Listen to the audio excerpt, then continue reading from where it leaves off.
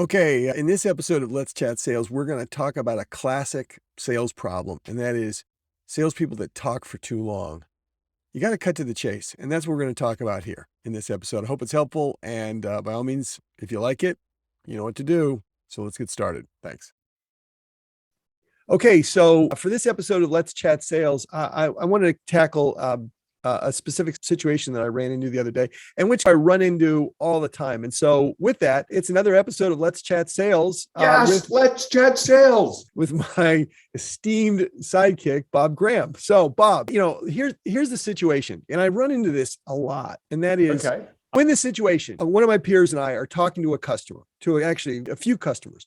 And the more people that are in the call, the more difficult it is to have a conversation because everyone's angling to speak, or some people are, and some people are less inclined to because there's too much going on. And so they'll sit back. And so my guy is spending a ton of time talking about product and talking about features. So when a question comes up, the fellow I'm with just starts talking.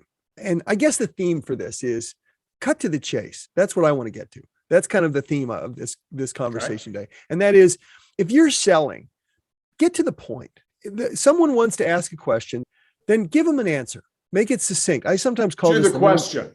To the question. Yes. The minimum viable answer is what I call it. And that is answer a question in a way that satisfies the customer's interest without belaboring it. Most customers want to talk and they want to explain, or they want to understand. When you spend a whole bunch of time rambling on, what you end up doing is you take that opportunity away from them. They don't feel like they're part of the conversation anymore. And this is especially true if it's a larger group. Like in this instance, there were 5 or 6 of us on the phone on Zoom call. And if it's a 30-minute call and one person monopolizes 20 minutes of it, your customer goes away feeling unheard or unappreciated. And so, or misunderstood or understood. Right? Understood, one of the things I find in sales situations, the more I talk when I'm buying something, the more apt I am to buy from you. Because you feel like you've been heard. And everybody you've also clarified things in your own brain, speaking it out loud. Right. The person validates like, oh, that's a really good point. Oh, you've thought about this before. Yeah, exactly. If someone asks me a question and I can answer it quickly, I try to answer it quickly. And then I will ask, am I on the right track? Or is that what you were looking to hear? Or were you expecting something different? Or the other way you could handle the same thing is they ask a question and you make sure you understand the question, because the corollary to this that oftentimes happens is I see people answering a question that wasn't asked. The customer asks a question about some particular thing, and the salesperson inadvertently misunderstands or is predisposed to answering it in a certain way, and it doesn't address the customer's issue. So what I try to do is I will ask the question back to them. Do I understand this correctly? Are you trying to understand this, or are you asking about that? And what I want to make sure that I understand what it is they're asking. And it's surprising how often the question they asked and what I thought they wanted to hear wasn't the same thing. And by just validating your understanding, that just further telegraphs that, oh, I'm listening. Because either way, you're getting closer to the truth. Again, this makes it easier for you to answer the question correctly and succinctly. And the beauty of this is it saves time. If you don't spend a lot of time rambling on, you don't create new obstacles where they didn't exist before. But more likely, you're focused on the things that they're focused on.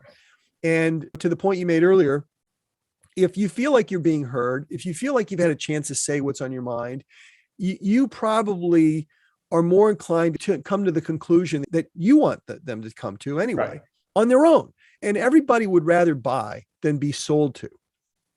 I'm bringing this up because in another example, I'm training a founder on how to pitch a presentation to a group. It's not easy for some people to be succinct. They want to get into it in detail. They want to ramble on. This is their life. It's their life. They work and they want validation that all those hours they spent building this really great solution wasn't wasted. Right. And and at some level, they also have shorthand for it because they're so used to certain things that they make a bunch of assumptions And so they skip over things, or they don't simplify them enough to other people. This is not an easy thing to learn. And it does take a certain amount of self-awareness and kind of being able to step back from the moment.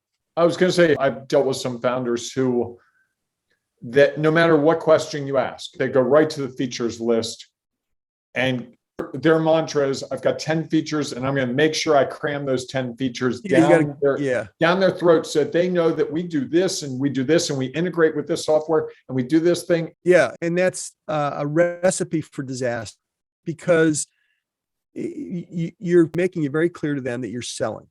And the best way to be selling is to not be pitching, to not be in that traditional sense selling.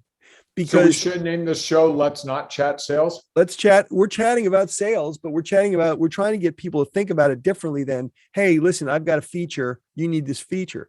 You're better off talking about what it is that they're dealing with. Like, what's important to you? Like, what are you trying to accomplish? Or how are you doing things today? And why can't you keep doing it that way? That's a question that's succinct and gets to the point. Invariably, that's going to prompt questions from the customer. And when you can prompt good questions from the customer and they say, hey, what about this?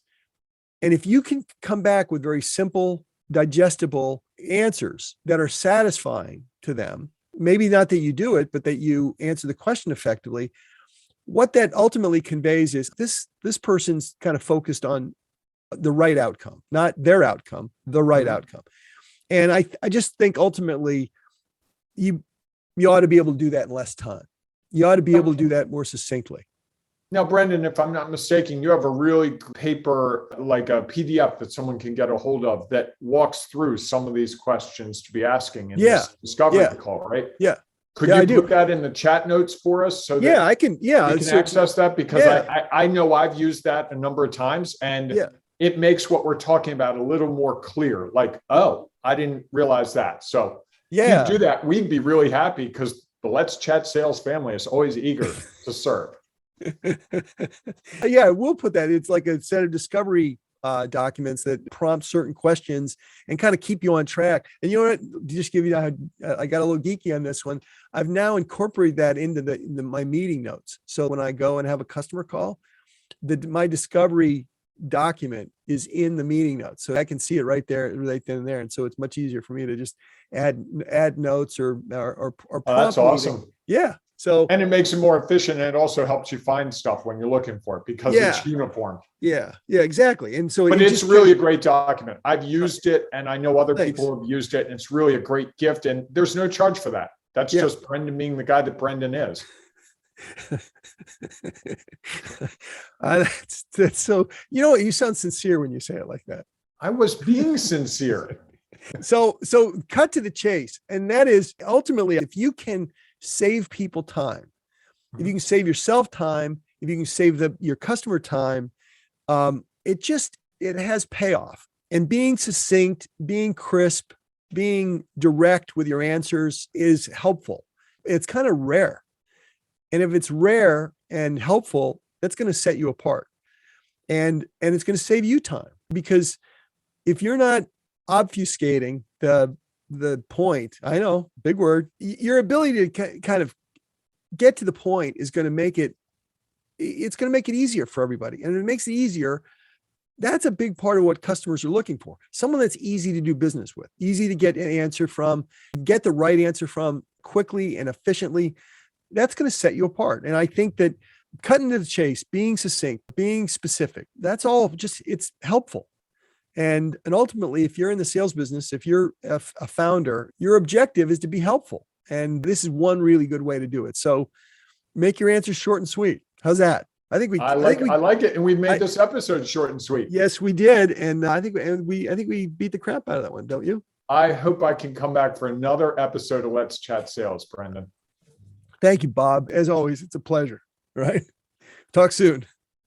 Okay, so that was another episode of Let's Chat Sales. Quick one, 9 minutes, I think. I hope you enjoyed it. If you did, give it a thumbs up, and feel free to share it, and check out one of these. I think there's one, right? Thanks for watching.